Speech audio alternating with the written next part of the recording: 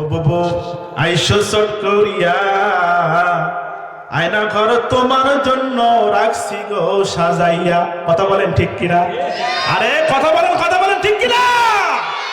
ও বুবু আইসো চট করিয়া, আয়না ঘর তোমার জন্য রাখছি গো সাজাইয়া। আমরা রিসিপশনে বৈশে আছি জুতোর মালা লইয়া। আমরা রিসিপশনে বৈশে আছি জুতোর মালা লইয়া। আয়না ঘর তোমার জন্য রাখছি গো সাজাইয়া। বুবু আইসো চট করিয়া, আয়না ঘর তোমার জন্য রাখছি গো সাজাইয়া। চিৎকার মেরে বলেন মারহাবা, আরো জোরে বলেন মারহাবা। নির্বিচারে মারছো মানুষ ক্ষমতার লাগিয়া, ওরে নির্বিচারে মারছো মানুষ ক্ষমতার লাগিয়া। দিন ধর্ম আর মানবতা সবকিছু সারিয়া। কথা বলেন ঠিক কিনা? ওরে নির্বিচারে মারছো মানুষ ক্ষমতার লাগিয়া, দিন ধর্ম আর মানবতা সবকিছু সারিয়া। তোমার পাপের শাস্তি পাইতে হবে। কথা বলেন ঠিক কিনা? ও তোমার পাপের শাস্তি পাইতে হবে, যাইও না ভুলিয়া। আয়না ঘর তোমার জন্য রাখছি গো সাজাইয়া। বুবু আইসো চট করিয়া, আয়না ঘর তোমার জন্য রাখছি গো সাজাইয়া। একটু চিৎকার করে মারহাবা। ও তুমি পিতা হত্যার বিচার করছো নিজ হাতে এই দেশে, তোমার বিচার দেখবে জাতি আছে এই খায় এসে। কথা বলেন ঠিক কিনা? আরো জোরে বলেন ঠিক কিনা? ও তুমি পিতা হত্যা করছো বিচার নিজ হাতে এই দেশে, তোমার বিচার দেখবে জাতি আছে এই খায় এসে। ও তোমার কর্মফল পাবেই তুমি, দেখো গো ভাবিয়া। আয়না ঘর তোমার লাইগা রাখছি গো সাজাইয়া। বুবু আইসো চট করিয়া, আয়না ঘর তোমার জন্য রাখছি গো সাজাইয়া। ওই আমরা রিসিপশনে বৈশে আছি জুতার মালা লইয়া। আমরা রিসিপশনে বৈশে আছি জুতার মালা লইয়া। আয়না ঘর তোমার জন্য রাখছি গো সাজাইয়া। বুবু আইসো চট করিয়া, আয়না ঘর তোমার জন্য রাখছি গো সাজাইয়া। একটু চিৎকার মেরে বলেন মারহাবা, আরো জোরে জোরে বলেন মারহাবা। আল্লাহ বলছেন ওয়া ইবাদুর রহমানিল্লাযীনা ইয়ামশুনা আলাল আরদ। দুনিয়ার বুকে কোন মানুষ যখন চলাফেরা করবে তার যেন অহংকার না থাকে। তার কি না থাকে? আরে কথা বলেন, তার কি না থাকে? অহংকার না থাকে। আমার ভাইয়েরা, অহংকার যদি থাকে আমার আল্লাহ নবীকেও ক্ষমা করে না। চিৎকার মেরে বলেন আল্লাহু আকবার। হযরত সুলাইমান আলাইহিস সালাম বলল, এত বড় সাহস, জেলের মেয়ে হয়ে আমার বউ হতে চায়, সাহস তো কম নয়। বলেন তো এই কথা ওই যে জেলের মেয়ে শুনেছেন, কষ্ট হয়েছে না হয় নাই? আরো জোরে বলে রাখবে, হয়েছে না হয় নাই? সুতরাং বন্ধুগণ আমার, যখন আপনারা মানুষের সামনে কথা বলবেন এমন কোনো কথা বলা যাবে না সেই মানুষটা যদি কষ্ট না পায়। এমন কথা বলবেন যদি মানুষটা কষ্ট পায়। আর কষ্ট পাওয়ার পর যদি আল্লাহর কাছে দুহাত তুলে আল্লাহকে ডাক দে, বলে রব্বুল আলামিন এই লোকের কথার প্রতিবাদ করার ক্ষমতা আমার নাই। ও বাবু, আমার ক্ষমতা নাই, কিন্তু তুমি তো ক্ষমতাদার। এই যে কথা আমাকে বলে কষ্ট দিয়েছে, আল্লাহ তুমি তার উচিত বিচার করে দিও। চিৎকার মেরে বলেন সুবহানাল্লাহ। এই কথা যদি আল্লাহর কাছে যায়, আল্লাহ বিচার করার ক্ষমতা আছে না নাই? আরো জোরে বলে রাখবে, আছে না নাই? আমার ভাইরা, হযরত সুলাইমান আলাইহিস সালাম ডাক দিয়ে বললেন, এত বড় সাহস, আমাকে বিয়ে করতে চায় জেলের মেয়ে। তার ইচ্ছা তো কম নয়, সাহস তো কম নয়। আল্লাহ এই কথা শুনে বলল, সুলাইমান অহংকার করলি, অহংকারী তো আমি পছন্দ করি না, সুতরাং তোকে নবী বানাইলাম। আর জেলের মেয়ে বিয়ে বসতে চাইছে দেখে অহংকার করলি, সুতরাং তোকে পরীক্ষা না কইরা আমি তোকে দুনিয়া থেকে নিতে পারবো না। একটু চিৎকার মেরে বলেন সুবহানাল্লাহ। আরো জোরে বলেন সুবহানাল্লাহ। আরো জোরে জোরে বলেন সুবহানাল্লাহ। আমার ভাইরা, মানুষকে ঘৃণা করা যাবে না, মানুষকে অপছন্দ করা যাবে না। তৎকালীন সময়ে হযরতে বিশ্বনবী জনাবে মুহাম্মদ রাসূলুল্লাহ সাল্লাল্লাহু আলাইহি সাল্লাম যখন নবীয়তের মোবাইল আছে, মোবাইল আমার ভাইরা, নবীয়তের চেহারা যখন বসেছে, নবীয়ত যখন আল্লাহ তাআলা দান করেছেন, ওই সময় আল্লাহ সুবহানাহু ওয়া তাআলা যাকে নবীয়ত দান করলেন, অসহায় মানুষগুলো ইসলাম গ্রহণ করলো। অসহায় মানুষদের ভিতরে একজন সাহাবী ছিল, নবীর আশেপাশে ঘুরতো, তার নাম ছিল হযরতে জুলাইবিব রাদিয়াল্লাহু তাআলা। কি নাম? হযরতে জুলাইবিব। কি নাম? হযরতে জুলাইবিব রাদিয়াল্লাহু তাআলার নাম ছিল। হযরতে জুলাইবিব আলাইহিস সালাম, হযরত জুলাইবিব রাদিয়াল্লাহু তাআলা আনহু একদিন বিশ্ব নবী এরকম মিটিং বসাইছে, হযরত জুলাইবিব সেখানে যা হাজির হয়েছে। হযরত জুলাইবিব রাদিয়াল্লাহু তাআলার পরনে কোনো কাপড় নাই, উস্কো খুস্কো চেহারা, খানা নাই, মানুষ খায়া যেগুলো ফেলে দেয় সেগুলো খায়, নবীর আশেপাশে ঘোরাঘুরি করে, পরনে কোনো কাপড় নাই। বিশ্ব নবী ডাক দিয়ে বলল, জুলাইবিব রে, তোর কি বিয়ে করতে মন চায় না? একটু জোরে বলেন সুবহানাল্লাহ, আরো জোরে বলেন সুবহানাল্লাহ। আমার ভাইরা, হযরত জুলাইবিব আলাইহিস সালাম, হযরত জুলাইবিব রাদিয়াল্লাহু তাআলা বললেন, ও নবী, আমার সম্পর্কে আপনি সবই জানেন, আমার বিয়ে করার তো কোনো অবস্থা নাই, আমার পরনে নাই কাপড়, নাই কোনো জামা, আমার কোনো থাকার জায়গা নাই, আপনার আশেপাশে থাকি, মানুষ খেয়ে ফেলে দিলে সেটা আমি খায় বেঁচে থাকি, সুতরাং আমার বিয়ে আমাকে কে দিবে? এরকম মেয়ে কারো তো আর মনে হয় বেশি হয় নাই। একটু চিৎকার মেরে বলে যেন মারহাবা। বিশ্বনবী বললেন, জুলাইবিব তুমি কি বিয়ে করবা? একটু জোরে বলেন না সুবহানাল্লাহ।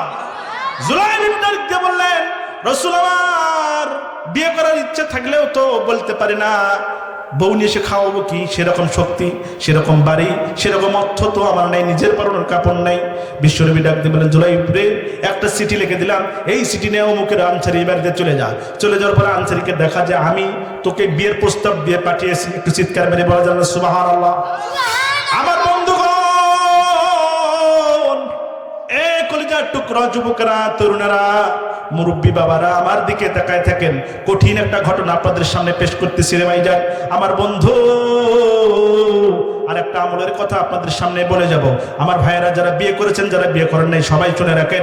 আমার বন্ধুগণ, মেয়েদের এমন একটা জায়গা আছে, ওই মেয়েকে যদি সেখানে হাত দিয়ে যদি তাকে রাত্রে ঘুমায়া আপনি দিতে পারেন, একবার সারা রাত্রি জেগে থেকে নফল ইবাদত করলে যে সওয়াব হবে, আল্লাহ রাব্বুল আলামিন সেই সওয়াব ওই পুরুষের আমলনামায় দান করে দিবেন। চিৎকার মেরে বলা যাবে সুবহানাল্লাহ। একটা মেয়ে মানে নিজের স্ত্রীর সারা শরীরের ভিতরে এমন একটা জায়গা আছে, ওই জায়গায় হাত দিয়ে যদি একটা ঘুম যদি শুধু পাড়ায় দিতে পারেন, সারা রাত্রি দাঁড়িয়ে থেকে নফল ইবাদত করলে যে সওয়াব হতো, আমার আল্লাহ তাআলা ওই বান্দার আমলনামায় দান করে দিবেন। চিৎকার মেরে বলা যায় না সুবহানাল্লাহ। এই আমলটার কথা কি আপনারা শুনতে চান? শুনতে চান? কারা কারা চান? দু হাত উঠান তো একটু। সিতালিল্লাহ তাকবীর। আমার ভাইরা, হযরত জুলাইবিব আলাইহিস সালাম, হযরত জুলাইবিব রাদিয়াল্লাহু তাআলা আনহু চিঠিটা চলে গেলেন আনসারের বাড়িতে। যাওয়ার পরে ওই চিঠি আনসার সাহাবীকে যখন দিলেন, দেওয়ার পরে ডাক দিয়ে বললেন, আনসার সাহাবী রে, এই যে রাসূল চিঠি পাঠাইছে, আপনার মেয়ের সঙ্গে আমাকে বিয়ে দিতে বলেছে। একটু চিৎকার মেরে বলা যায় না মারহাবা। আনসার সাহাবী ডাক দিয়ে বললেন, জুলাইবিব, তোমার ক্ষমতা কত? তোমার সাহস তো কম নয়।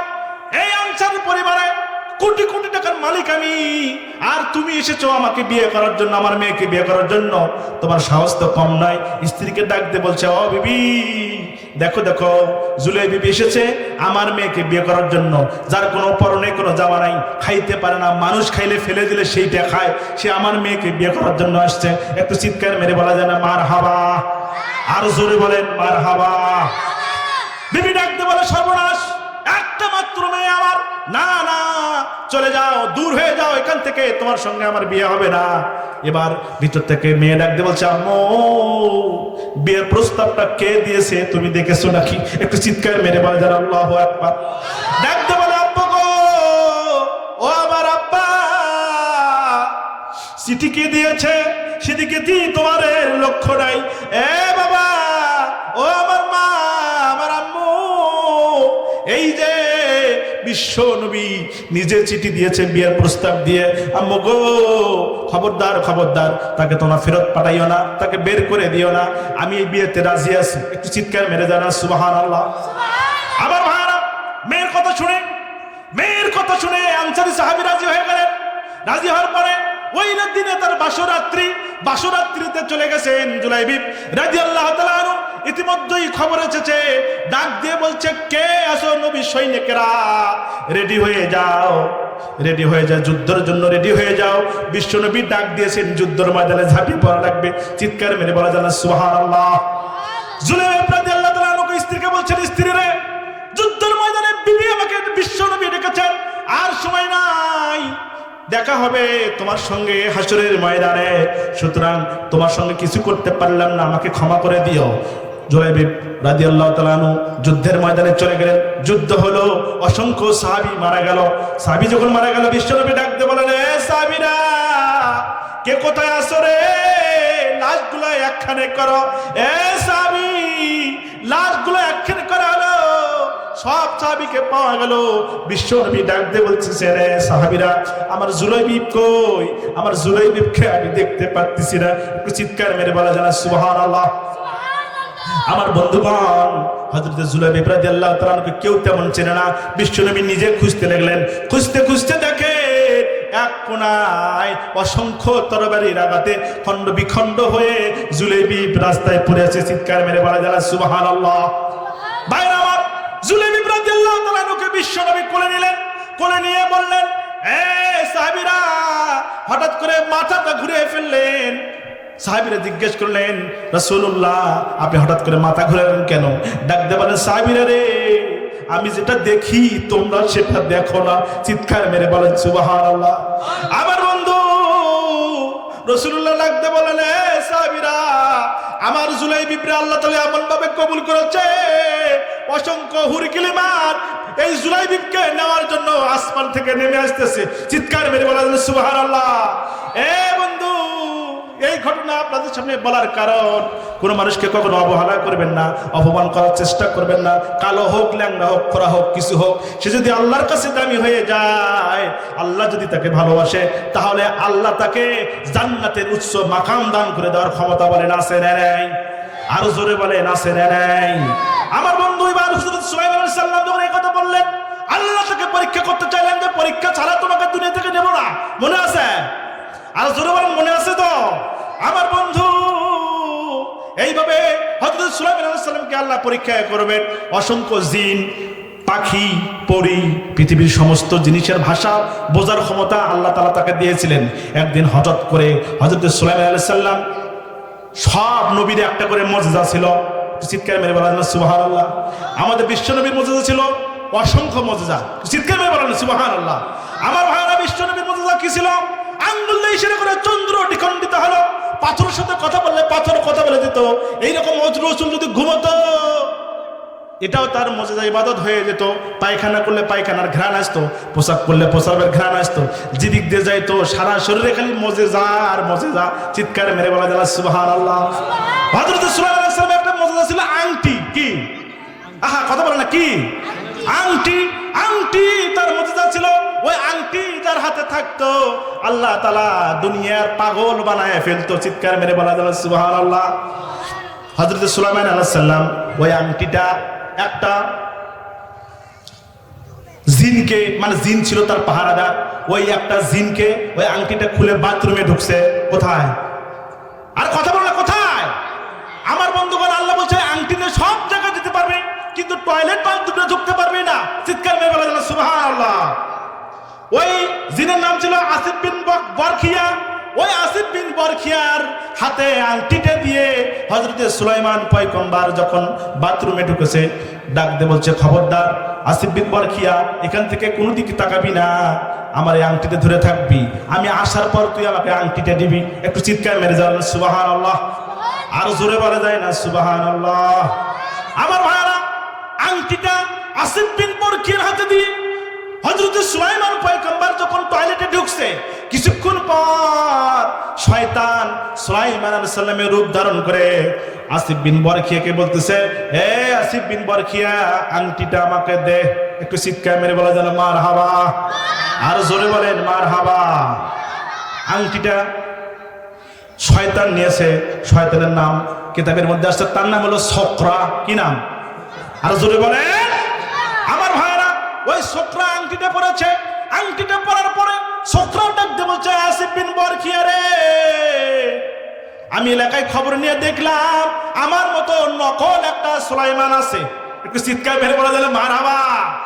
এ আসিফ বিন বরখিয়া, ভালো করে তাকায় থাক, দেখবি নকল সুলাইমান যদি ধরা পড়ে যায় তাহলে তাকে পানিশমেন্ট করে এলাকা ছাড়ার ব্যবস্থা করে দিবি। চিৎকার মেরে বলা যায় না মারহাবা, আরো জোরে বলেন মারহাবা। আমার ভাইরা, এবার টয়লেট সারা হয়ে গেছে, এবার ছোকরা যায় সিংহাসনে বসে গেছে। কোথায়? আরো জোরে বলে না কোথায়? খেলা কার? আহা, কথা বলা, খেলা কার? আল্লাহর খেলা শুরু হয়ে গেল। ছোকরা এবার সিংহাসনে বসলো। টয়লেট থেকে সুলাইমান পয়গম্বর বেরিয়ে এলেন। আসার পরে সুলাইমান পয়গম্বর বলছেন, আসিফ বিন বরখিয়া, আংটিটা আমার দে। বলছে, আপনি কে? বলছে, আমি সুলাইমান। আহা, এই এখনই তো এই কথা বললেন নকল সুলাইমান আসবে। মারহাবা বলবেন না? আর জোরে বলেন না মারহাবা। আসিফ বিন বরখিয়া বলছে, এখনই তো পয়গম্বর বলে গেলেন যে নকল সুলাইমান আসবে, সুতরাং তুই তাহলে নকল সুলাইমান। এই কথা বলে সুলাইমান পয়গম্বরের এমন পিটান পিটাইছে, পিটাইতে পিটাইতে একবারে আধা মরা করে ফেলছে। চিৎকার মেরে বলা যায় না নাউজুবিল্লাহ, আর জোরে বলেন নাউজুবিল্লাহ। এলাকা থেকে অন্য এলাকায় ফেলে দিয়ে এসেছে। যাওয়ার পরে ওই এলাকার লোকজনটাকে ডাক দিয়ে একটু সুস্থ করছে। ডাক দিয়ে বলছে, কে তুমি? বলছে, আমি সুলাইমান পয়গম্বর। কি বলছে? আর জোরে বলেন, কি বলেছে? বলছে, আমি সুলাইমান পয়গম্বর। ডাক দিয়ে বলছে, তুমি সুলাইমান পয়গম্বর? রাজ্যে ঘোষণা হয়ে গেছে নকল সুলাইমান এসেছে। আমাদের সুলাইমান তো সিংহাসনে বসে আছে, আর তুমি সুলাইমান পয়গম্বর দাবি করো? না না, তুমি বাদশাহ সুলাইমান নয়, তুমি নকল সুলাইমান। এই কথা বলে এলাকার লোক গণপিটে নিয়ে দিয়েছে। একটু জোরে বলেন নাউজুবিল্লাহ, আরো জোরে বলেন নাউজুবিল্লাহ। খেলা কার? আরো জোরে বলেন। আমার ভাইরা, এইভাবে পিটুনি চলছে। পিটাইতে পিটাইতে ওরা করছে কি? পিটাইতে পিটাইতে একটা নদীর ঘাটে সুলাইমান পয়গম্বররে ফেলে রাখছে। আমার বন্ধুগণ, ওই এলাকায় জেলেরা মাছ মারত। কিতাবের ভিতরে, ইতিহাসের ভিতরে লেখা হয়েছে যে প্রায় সন্ধ্যা নয়, আসরের পরে মাগরিবের ঠিক আগ মুহূর্তে এক জেলে দেখেন সুলাইমান পয়গম্বর পড়ে আছে। হযরত সুলাইমানকে সে মাথায় পানি টেনে দিয়ে ঘষে ঘষে তুলছে। তোলার পরে বলছে, কে তুমি? কোথা থেকে এসেছো? এরকম করে তোমার অবস্থা কেন? কে তোমাকে কিভাবে পিটাইছে? কি হয়েছে? তোমার ঘটনাটা খুলে বলো। সুলাইমান পয়গম্বর ভয়ে তার নাম বলে না। দেখতে বলছে, আমাকে কে যেন আমি সব ভুলে গেছি, বুঝতে পারতেছি না। কারা যেন কিভাবে আমার পিটাইয়া এখানে ফেলে দিল। নিজের কথা আর স্বীকার করে না। সুলাইমান পয়গম্বরের নাম আর ঘোষণা করে না। বলল, ভাই, আমাকে আপনার বাড়িতে একটু জায়গা দিবেন? একটু চিৎকার মেরে বলা যায় না সুবহানাল্লাহ। জেলে ডাকতে বলতেছে, হায় হায়, আমার বাড়িতে তোমাকে জায়গা দেব? দেখতে তো খুব ভালো মনে হয়, সুন্দর মনে হয়। আমার তো একটা লোক দরকার। আমার বাড়িতে যদি একটা কাজের লোক থাকে তাহলে মাছ ধরতে আমার জন্য একটু সুবিধা হয়। একটু চিৎকার মেরে বলা যায় না সুবহানাল্লাহ, আরো জোরে বলেন সুবহানাল্লাহ। আমার বন্ধু,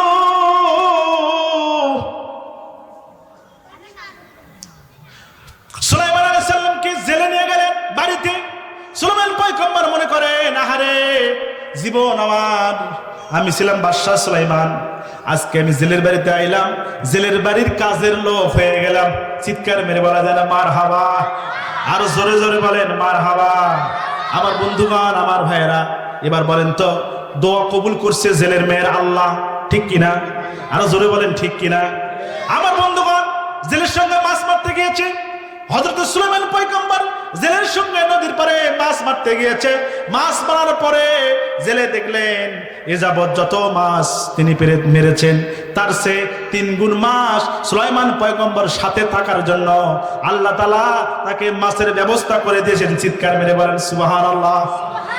এবার সুলাইমান আলাইহিস সালাম বাড়িতে গেলেন। যাওয়ার পরে বিবিকে ডাক দিয়ে বলছেন, বিবি রে, এই নতুন অতিথি আমার বাড়িতে আসার পরে আমার বরকত বেড়ে গেছে, নদীতে মাছ বেশি পড়ে গেছে, জেলে মানে জালে বেশি বেশি মাছ ধরা দিতেছে, বুঝতেছি না।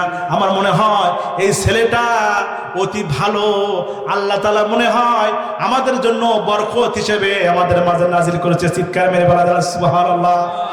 আমার বন্ধুগণ, পরেজগার মেয়ে, প্রত্যেকটা পরহেজগার মেয়ে যারা থাকে তারা ভালো স্বামী চায়। কথা বলেন ঠিক কিনা?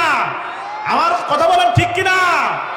এক মেয়ে পর্দাশীল মেয়ে, মা বাবা তাকে সুন্দরভাবে মাদ্রাসায় লেখাপড়া করাইছে। লেখাপড়া করার পরে এক ঘুষখোর পুলিশ অফিসারের সাথে বিয়ে দিছে। কোথায়? ঘুষখোর পুলিশ অফিসারের সঙ্গে বিয়ে দিয়ে দিচ্ছে। এখন ঘুষখোর পুলিশ অফিসার পেয়ে বলেন তো, এই যে আলেমা এতদিন পরে আলেমা হয়ে গেল মাদ্রাসার ছাত্রী, ও খুশি না বেজার? বেজার খুশি। কথা বলেন কি? বেজার। ডাক দিয়ে বলছেন, রব্বুল আলামিন, এতদিন তোমার কোরআন থেকে তাফসীর পড়লাম, হাদিস পড়লাম, আর আপনি আমারে ঘুষখোর একটা পুলিশ অফিসার বানায় দিলা। একটু জোরে বলা যায় না মারহাবা? পুলিশ তো মনে করেন যে খালি গলা টানতেছে, আরে মাদ্রাসার মেয়ে বিয়ে করছে আমি, সর্বনাশ। এটা তো বড় ভাগ্যের ব্যাপার। কথা বলেন ঠিক কিনা? কেন প্রত্যেকটা যুবকরা যদি শয়তান হোক, কিন্তু ভালো মেয়ে প্রত্যেকটা যুবক খোঁজে না। আর কথা বলেন খোঁজে না। ও দেখবেন 10টা প্রেম করছে, 20টা প্রেম করছে, তাদের সমস্যা নাই, কিন্তু ও কিন্তু দেখে যে ভালো মেয়ে কোনটা। কথা বলেন ঠিক কিনা? আর জোরে বলেন ঠিক কিনা? আমার ভাইরা, এখন পুলিশের সঙ্গে যখন বিয়ে হয়ে গেছে, এখন বিয়ে হওয়ার পরে এখন বাসরাত্রিরে তো পুলিশ যে খালি গলা টানতেছে, পাইছি। ঠিক কিনা? আর জোরে বলেন, হ্যাঁ পাইছি, আলেমা একটা পাইছি, মাদ্রাসার মেয়েকে পাইছি।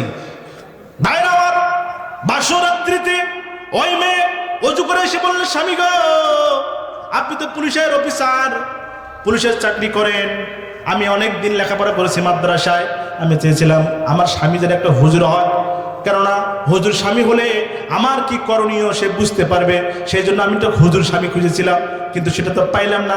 আপনি একটু অজু করে আসেন, দুইজন মিলে 2 রাকাত নামাজ পড়ে নেই। চিৎকার মেরে বলা যাবে সুবহানাল্লাহ। আরো জোরে বলেন সুবহানাল্লাহ।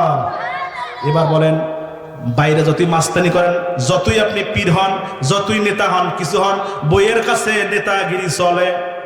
আরো জোরে বলেন চলে? আরো জোরে বলেন চলে? চলে না। যতই পুলিশ অফিসার হোক না কেন, বউ কইছে অজু করে আসো, একবারে এবার বইয়ের কথা মতো ওই পুলিশ অফিসার অজু করে আসছে। অজু করে আসার পরে 2 রাকাত নামাজ পড়ছে। কয় রাকাত? আরো জোরে বলেন।